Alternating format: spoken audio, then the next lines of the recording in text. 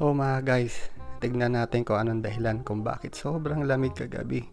Ito pala yon, sobrang taas ng snow sa labas. Good morning guys. So, good morning Calgary.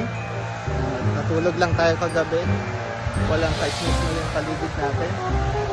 Pero ngayon pagising natin, ay nasa kataas. Winter na talaga.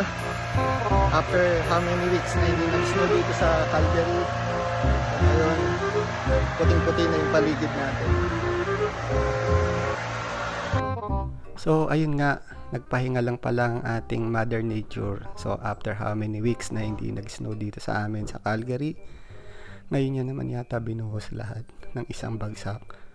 At buti na lang dito sa townhouse na kinuha namin, hindi na ako obligadong magpala ng snow sa labas kasi may gumagawa na yan para sa